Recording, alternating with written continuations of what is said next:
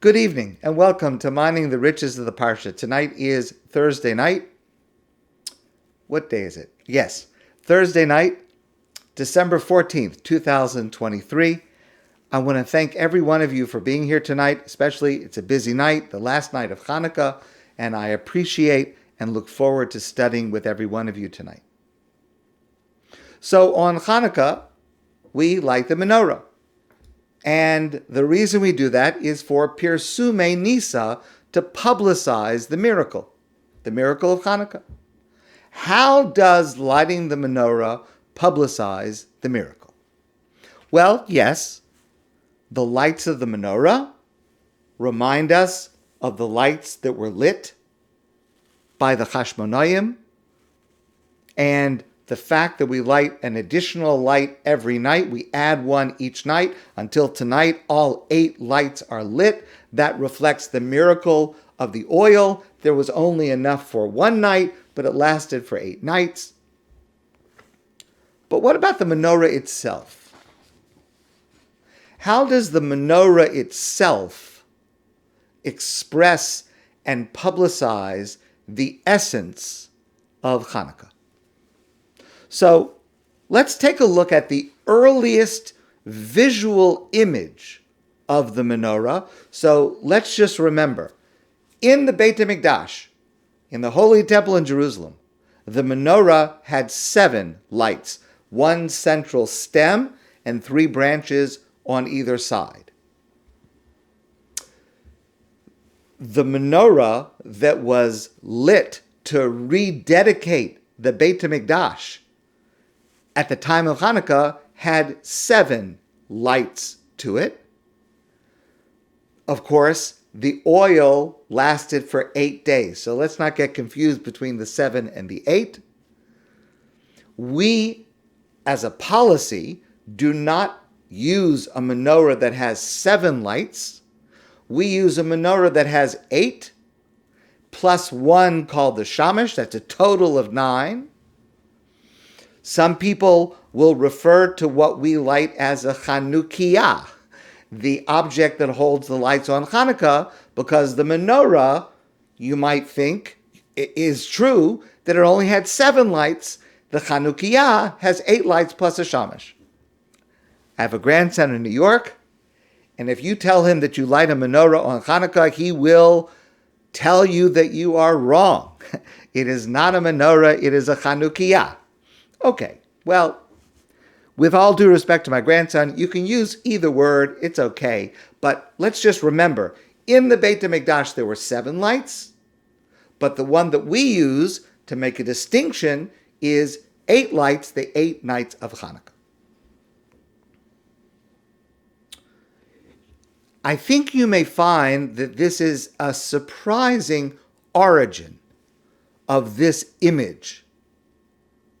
And I learned this from my friend, who at one time was my student and now has become my teacher. His name is Abe Mezrich.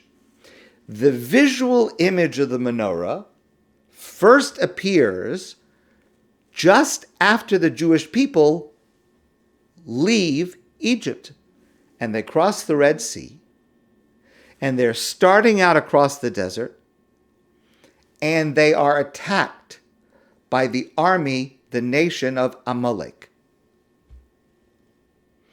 And so Moshe says to Yehoshua, to Joshua, to gather an army and go back and fight against them. And Moshe goes to the top of a mountain during this battle between the Jewish army led by Yehoshua and the Amalek army. And the Torah says, when Moshe held his hands up, the Jewish army prevailed. But when Moshe lowered his hands, the Amalek army prevailed. So Moshe was holding his hands up. But as the day went on and the battle raged, Moshe's hands became tired and they started to come down. So Aharon and Hur came next to Moshe. They brought a stone for Moshe to sit down on. And Aharon stood on Moshe's right side, Hur stood on Moshe's left side, and each one of them held up one of Moshe's arms. And therefore, because of this assistance, Moshe's arms were raised, and the Jewish army prevailed. That's what the Torah tells us. The Talmud asks the question, what does Moshe's hands have to do with winning the battle? I mean, with his hands are up, hands are down, some kind of magic, this is something supernatural. And the Talmud says, no, it's a very simple answer. The reason Moshe had his hands up is that he was pointing to the Jewish people who were watching him as they were engaged in the battle. They watched Moshe on the top of the mountain pointing with the raised hands towards heaven. And when the Moshe pointed towards heaven, it was a reminder to the soldiers that in addition to fighting with their weapons, they should also be praying to God. And it was the prayer to God that enabled their arms and their weapons to be successful in battle. That's what the Talmud says. Now I want you to imagine something. You're going to have to imagine this. But I think it's astounding. So imagine for a moment that I am Moshe. Okay? I am Moshe. And by the way, it's not such a stretch because I know for a fact Moshe often used to wear pink shirts, so it's not such a stretch. Okay. Imagine that I'm Moshe. And I have my two arms raised. On my right side, Aharon is holding up my right arm with his two hands. On my left side, Hur is holding up my left hand with his two hands. Now, imagine this image in your mind's eye and focus on the hands and the center image. What's the image? A center image, a center stem, if you will, with three hands on the right and three hands on the left. A total of 7. The tableau of Moshe on the top of the mountain, with his hands held high, pointing to heaven, reminding the Jewish people that their triumph ultimately comes from God, that tableau, that visual image was captured later in the image of the menorah. One center stem, one center light, 3 lights on the right, 3 lights on the left, a total of 7. The image of 3 hands on the right, 3 hands on the left, Moshe in the middle, 7. The menorah is the visual image of this idea that our greatest strength is not our physical might, but our spiritual sensitivity.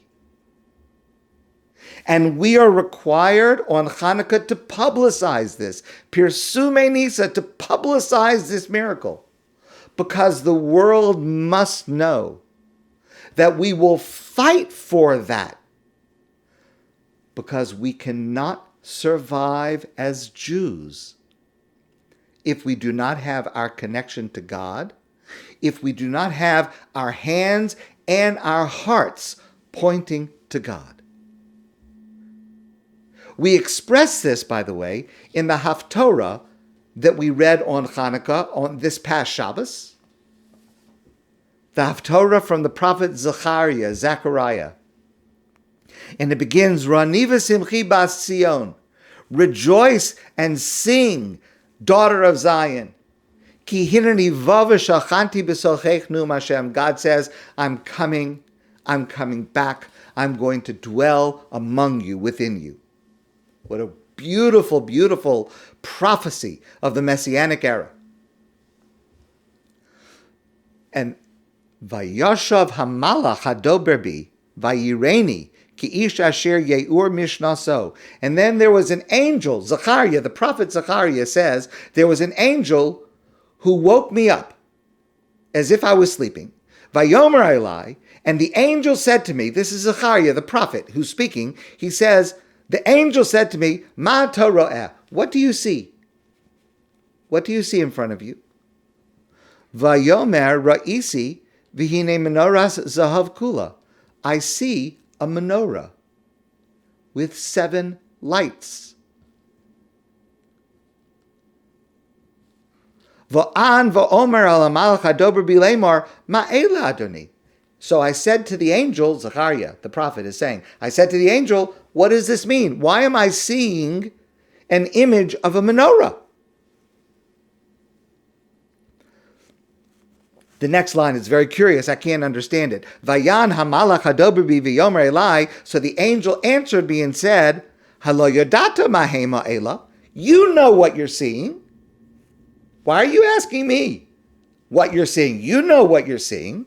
Va'omar, and I said, Lo Adoni. I'm sorry, I don't know. I don't know. I don't understand that back and forth. Zechariah was expected to understand what he was seeing, but he didn't understand. Okay, whatever.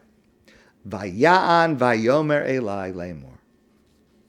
And the angel responds to Zechariah and says, you're seeing the image of a menorah. Why? Because the lesson of the menorah is the famous verse, Lo v'chayil v'lo b'koach, ki im beruchi amar Hashem tzvakos. You will not triumph through armies, you will not triumph through physical strength, but rather through connection with God's Spirit will you triumph in life and in history. That is the message of the menorah.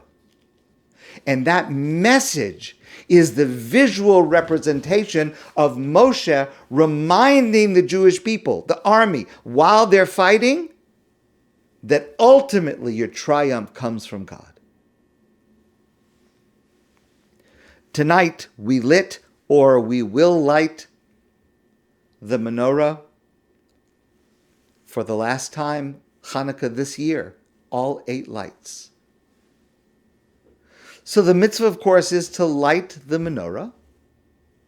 And part of that mitzvah is to look at the menorah, to remember the lesson we are to learn from the visual image of the menorah itself, which originated at the battle against Amalek. And the message in both of those places, from the battle of Amalek and from the holiday of Chanukah, is Lo b'chayo v'lo b'koach. We will not triumph through our armies. We will not triumph through our strength. Ki im beruchi amar Hashem tzvakos. But God tells us only by connection to God's Spirit will we triumph in history as well as in our own lives. That is our strength. And that is the essence of Chanukah. However, here we must add a profound insight of Rabbi Yehuda Amital on this week's Torah portion, the Parsha of MiKeitz. So, by the time we get to the end of this week's Torah portion, Yosef has revealed himself. Yosef is in command.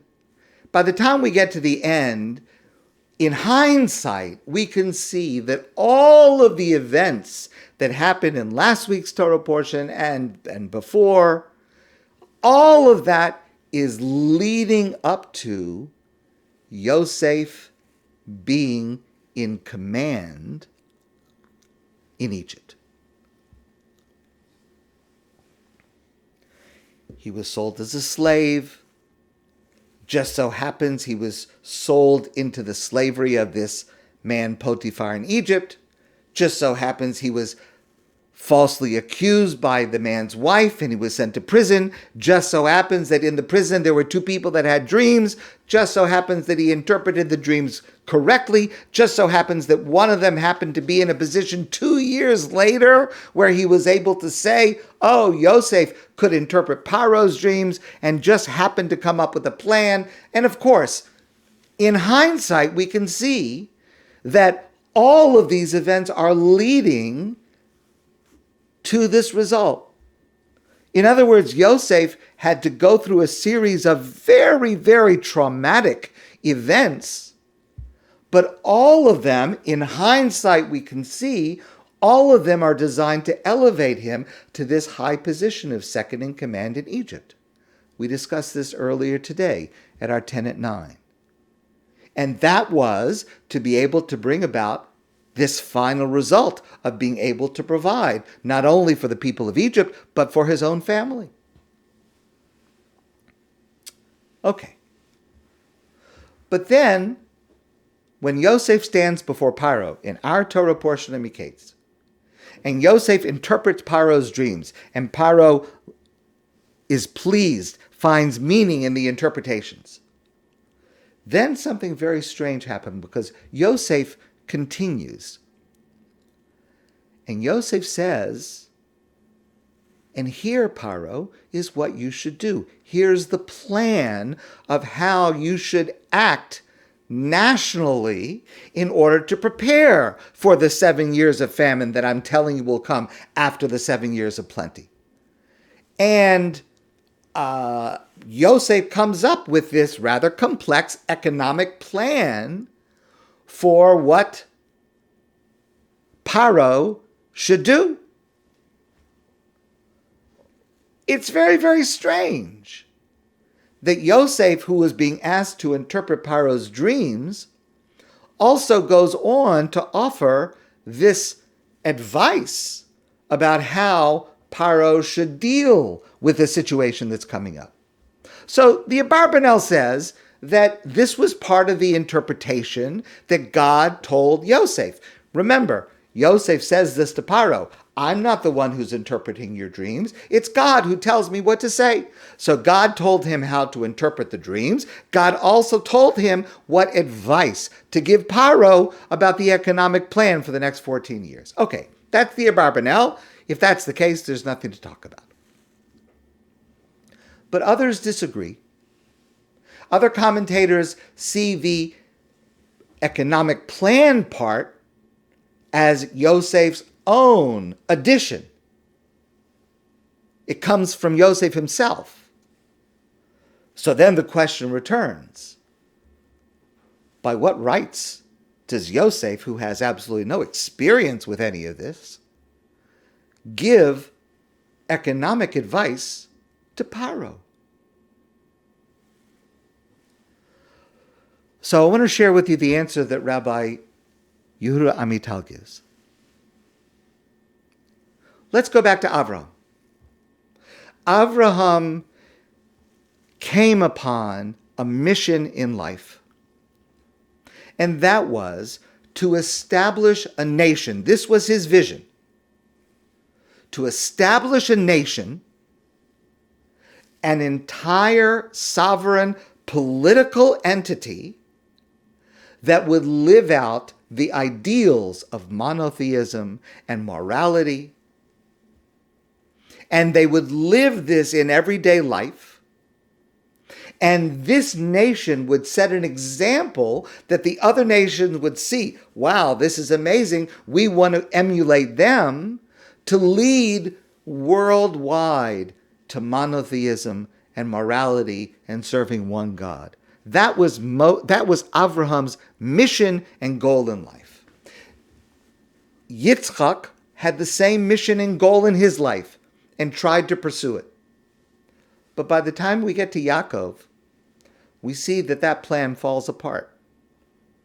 Because not only is there no nation that has been built, no political entity, but even Yaakov's own family is crumbling apart.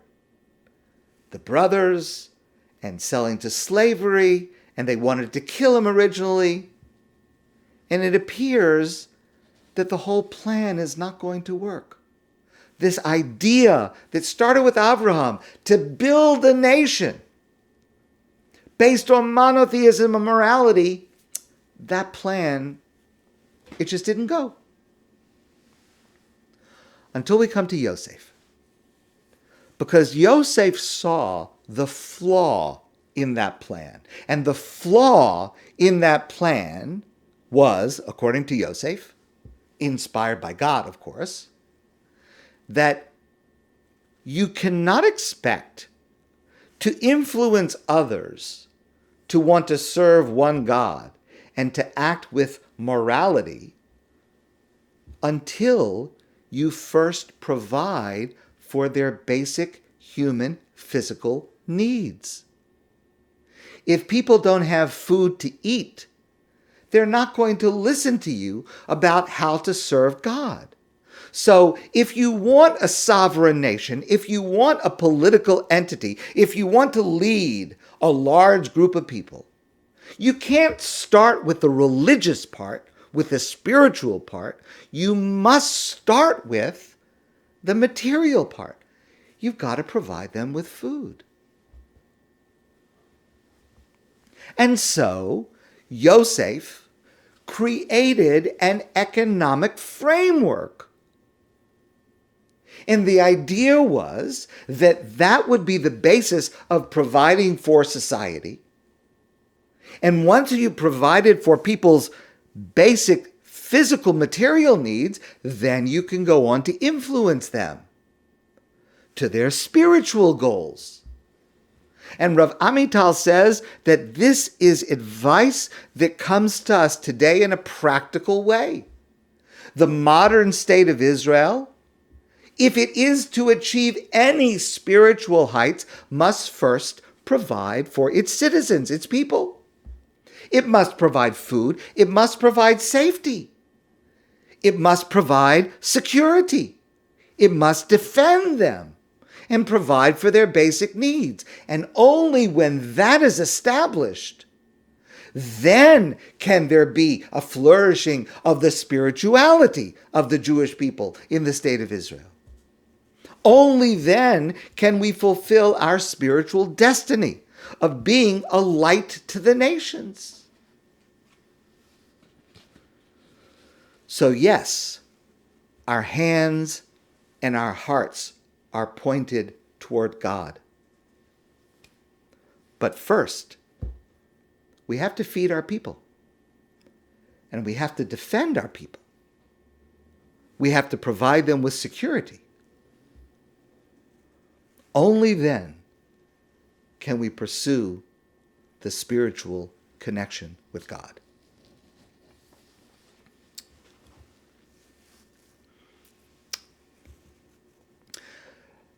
Every person should have a favorite prayer.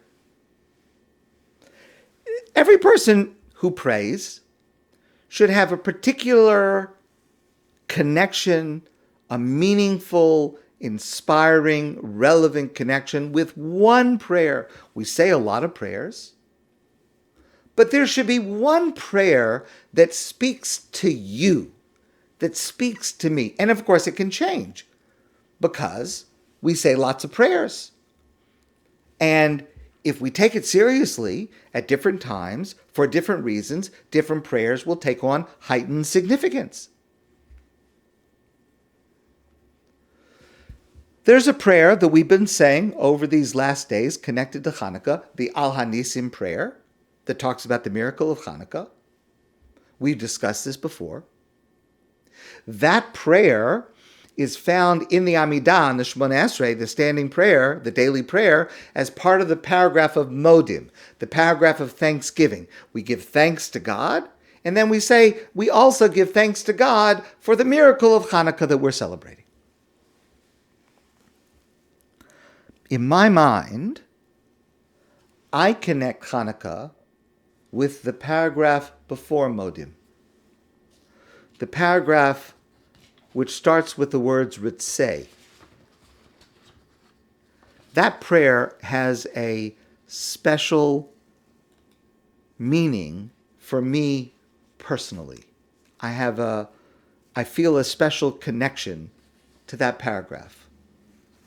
The paragraph reads as follows: Retzei Hashem Elokeinu b'amcha Yisrael u'v'sfilasam. God, our God, please find favor in your people Israel and in their prayers.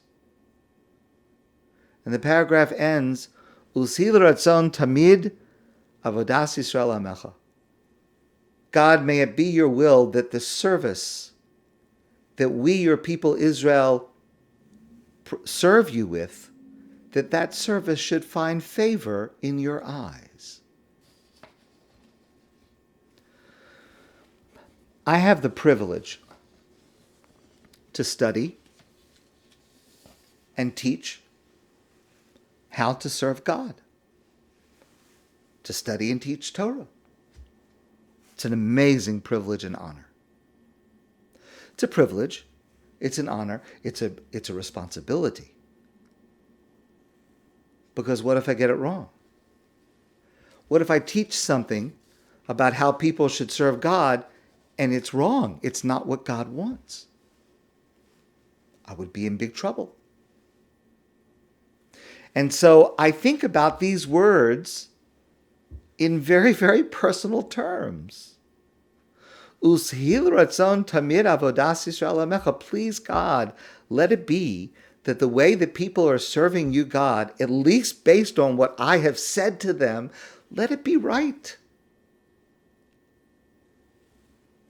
Let what we are doing, dear God, let what we are doing for you be what you want. Let us get it right. And I pray these words, I try to pray these words with great feeling. And sometimes I think to myself, and I know this is crazy, I understand that it's crazy, but sometimes I think to myself, wouldn't it be great to get some sign, some message, some verification that we're on the right path, that we're doing the right thing? I mean, I believe that we are. I'm convinced that we are. I have no doubt that the way we serve God is the right way, is what God wants. But just to be sure, a little confirmation would be nice. Maybe it sounds crazy, but it's really not so crazy, because that is precisely what happened on Chanukah. We all know the miracle of the oil. They went to light the menorah in the Beit HaMikdash, the Holy Temple in Jerusalem. There was only one jar of oil with the seal of the Kohen Gadol, the high priest, that indicated that it was ritually fit to use. It was only enough for one night. And there was a miracle. The oil that was only enough to last for one night, it lasted all 8 days, until they could manufacture new oil under the supervision of the Kohen Gadol, the high priest, and then they had a steady supply. Okay, all right. Well, that's a cool trick. To have a small amount of oil last for 8 days, that's a neat trick.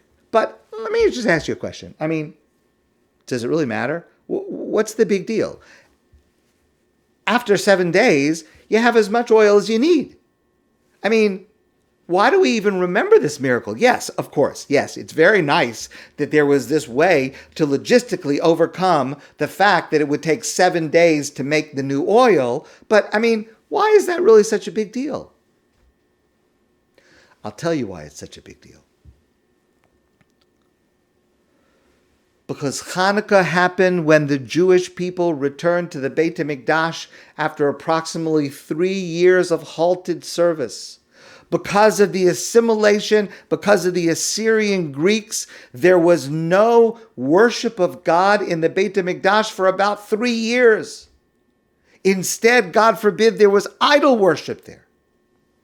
And so Yehuda Maccabee and his family fought back against the Assyrian Greeks, and they conquered the Beit HaMikdash again, and they cleansed it of the idols, And then they reinstituted, they reestablished Chanukah, which means to dedicate. It's actually a rededication of the service of God in the Beit HaMikdash the way they had been taught, the way they had done it before. And the first ritual of the day is lighting the menorah. So it starts with lighting the menorah. And the question was this the right way? Is this really what God wants from us? We have been halted. We've been on hiatus for about 3 years. Now we want to resume. Are we doing it the right way? Are we doing what God wants? And they get a sign, a miracle, a confirmation. Yes, God indicates, this is what I want.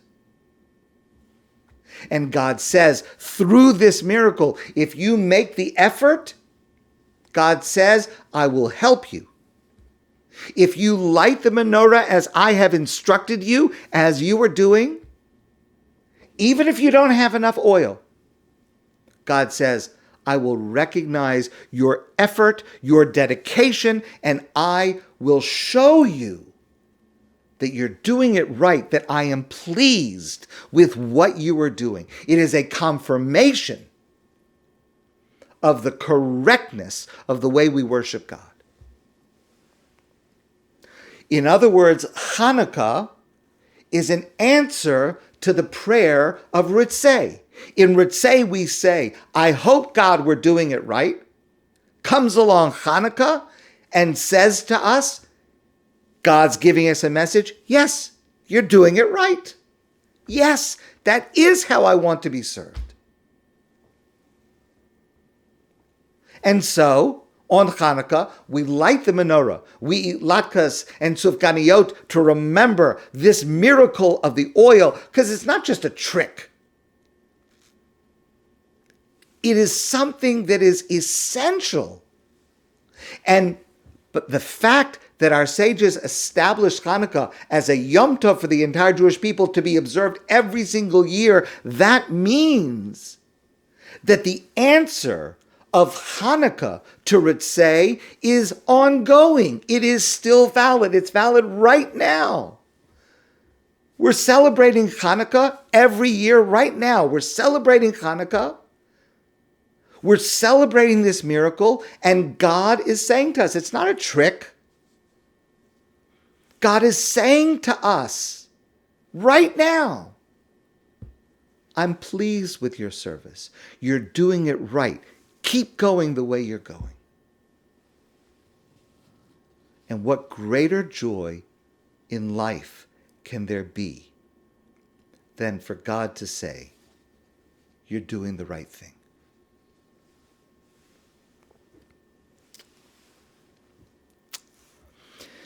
Here's the fourth and last piece I'd like to share with you tonight. So, we light the menorah on Chanukah,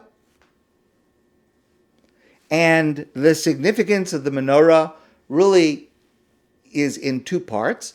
One part we just discussed is about the miracle of the oil, only enough for one day, lasted for 8 days. Okay. But the primary significance of lighting the menorah on Chanukah is because, as I just explained, after this 3-year hiatus, when the Beit HaMikdash was used to, God forbid, worship idols, and it came back into Jewish hands and is now being rededicated to serve God, the first ritual of the day is to light the menorah. That mitzvah comes from the Torah, from 1,000 years earlier approximately, where God commanded the Jewish people to build the Mishkan, the tabernacle, the sanctuary that went with them through the desert, later became the permanent Beit HaMikdash, the Holy Temple in Jerusalem. And for Aharon, the first Kohen Gadol, the first high priest, to light the menorah every day.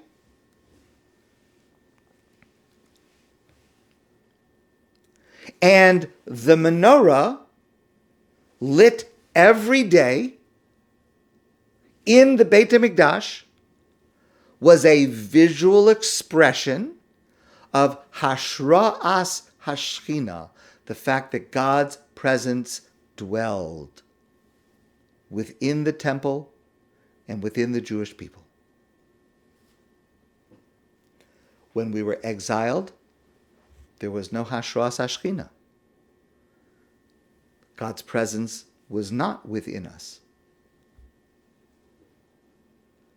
During the 3 years of the Hellenistic period, when the Assyrian Greeks caused us to halt the service for 3 years of spiritual turmoil and disloyalty to God. And then comes Chanukah, and this intimacy with God is restored. We light the menorah every day in the Beit HaMikdash. The Kohen Gadol, the high priest, does that. So Chanukah is the resumption of this daily mitzvah of lighting the menorah in the Beit HaMikdash that started over 1,000 years earlier when God told Moshe to command Aharon to light the menorah, And that is the passage that we read in the Torah tomorrow morning. Tomorrow morning, the 8th day of Chanukah, last day of Chanukah, the Torah reading tomorrow morning contains the following passage. It's the beginning of the Parsha of Baaloscha. Vayedaber Hashem el Moshe lemor. God says to Moshe, Daber el Aharon, va'amarte elav, speak to your brother Aharon, and say to him, Baha'aloscha es haneros, he should light the lights of the menorah every day in the morning. So that was the initiation of this mitzvah. It continued every day as long as the Beit HaMikdash was standing. It was halted for about 3 years, and it resumed with the story of Chanukah. So, in other words, the story of Chanukah is the resumption of this mitzvah in the Torah, where God commands Aharon to light the menorah in the Beis HaMikdash every day. That's tomorrow morning's Torah reading.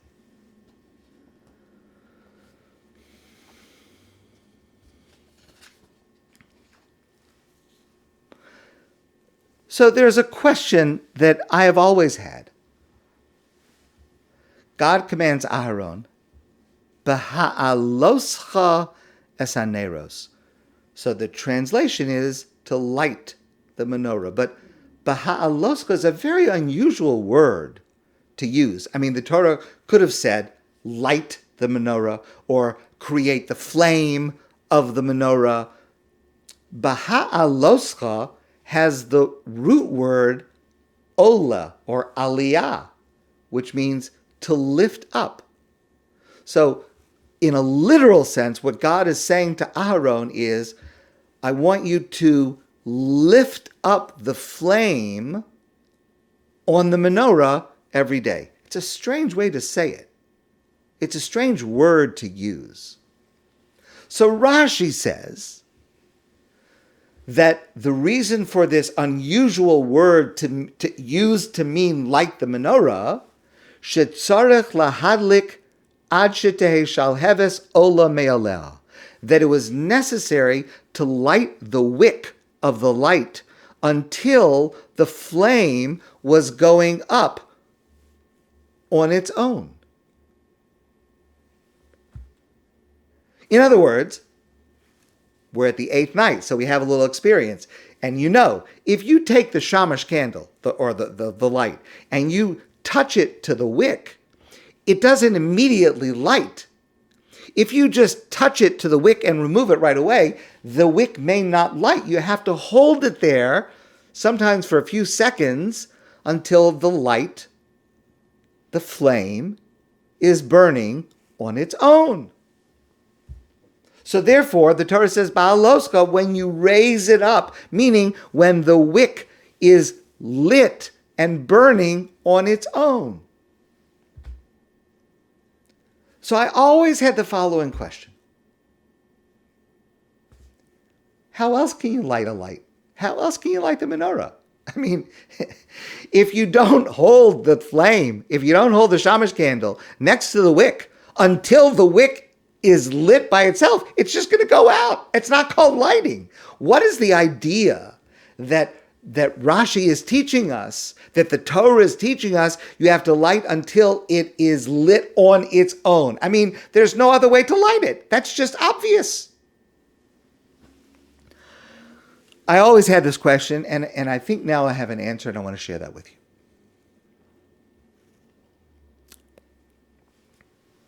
I want to start with another question. Rashi says that Aharon watched the dedication of the Mishkan. Remember, this is a year minus 2 weeks, about 50 weeks after Exodus, almost 1 year later, when the Mishkan was built and ready and it was dedicated. And in the first days of the dedication, on each day, the Nasi, the head of each tribe, brought these gifts to dedicate the Mishkan. That's what we have been reading for the last days, all the days of Chanukah. And Aaron felt bad, Rashi explains, because the heads of each tribe were represented in the dedication of the sanctuary, but Aaron was not part of it. He was left out, and he felt bad. So Rashi says, God said to Aaron, don't feel bad, Aaron. It's true that you did not participate in the dedication of the sanctuary, but you will get to light the menorah. And Aaron felt better. Now, the Ramban, Nachmanides, asked the following question. That's a really strange thing to say, because the Kohen Gadol, the high priest, did a lot more than just lighting the menorah. I mean, yes, that's one of the important jobs of the Kohen Gadol every day in the Mishkan and the Beis HaMikdash. But the Kohen Gadol, the high priest, also offered sacrifices on Yom Kippur. On Yom Kippur, the holiest day, it was only the Kohen Gadol and only the Kohen Gadol who went into the Kodesh HaKadoshim, the Holy of Holies. Wow, that's amazing. No other human being did that.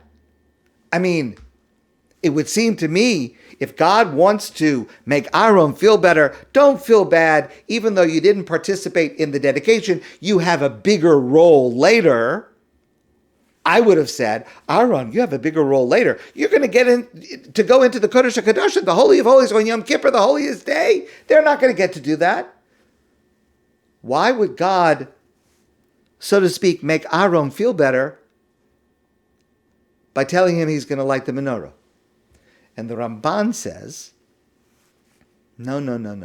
You misunderstand. God is not telling Aaron, don't worry, you will be able to light the menorah in the Mishkan. God is telling Aaron, no, don't worry that you're not represented in the dedication of the Mishkan. Your descendants will cause the lighting of the menorah on Chanukah. The Hashmonoim, Yehuda Maccabee and his family, they were all Kohanim. They were all descendants of Aaron. So God says to Aaron, don't feel bad that you're not involved in the dedication of the Mishkan. I am saving you for something much, much greater. Your descendants will cause that the Jewish people will light the menorah. That's the answer the Ramban gives. That's a very strange answer, because how is that answer any better? Number one, the menorah is not even in the Beis HaMikdash. It's right there. I'm in my study. It's in my dining room. It's right there. It's in my house. And the menorah is lit by every single Jewish person. Kohen, Levi, Yisrael, male, female, adult, child. Everyone lights a menorah. So how is this going to be some kind of making Aaron feel better? There's nothing special to it. Everybody does it. Everybody lights a menorah. So here's the answer that I want to share with you. Lighting the menorah every day in the Beis HaMikdash, in the Holy Temple in Jerusalem when it was standing, is the job of the Kohen Gadol. It's the high priest.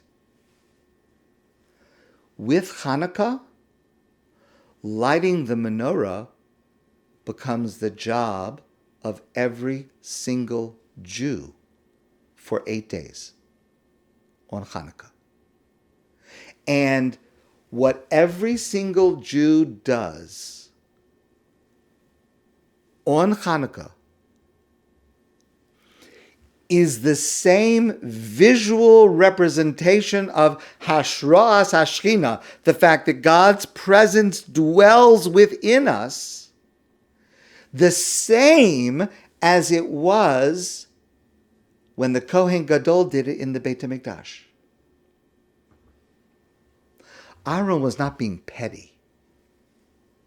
On the contrary. You see, you could strive to be the Kohen Gadol in the Beit HaMikdash, the highest ritual, spiritual leader of the Jewish people. You could aim for that. Or you could strive to help everyone become like the Kohen Gadol in the Beit HaMikdash. That's what Aaron wanted.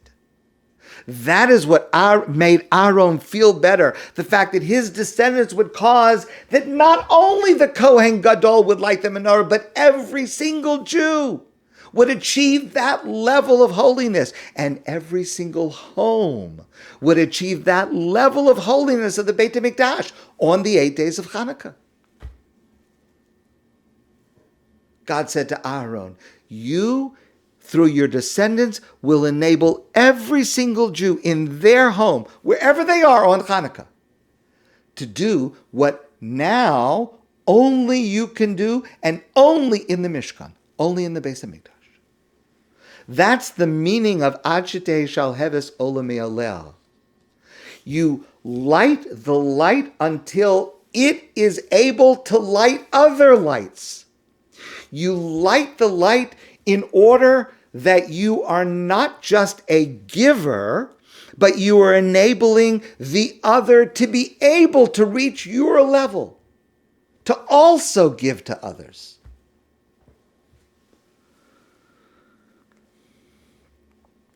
When we light the menorah, we need to spend a few minutes concentrating on what it means for each of us. For every single one of us to be a Kohen Gadol, a high priest, and our home to be the Beit HaMikdash, the Holy Temple, with God's presence evident in the lights of our menorah in our home. Now, this is hopefully what we have worked towards for the last 7 days, and hopefully what we finally achieve tonight and tomorrow, the 8th day of Chanukah, that each of us, we are as holy as the Kohen Gadol, the high priest, and our homes, each of our homes, is as holy as the Beit HaMikdash. And that is what we carry forward as we leave Chanukah tomorrow afternoon into the rest of our lives. My friends, I wish you a beautiful evening, a fantastic ending of Chanukah, and a glorious Shabbos.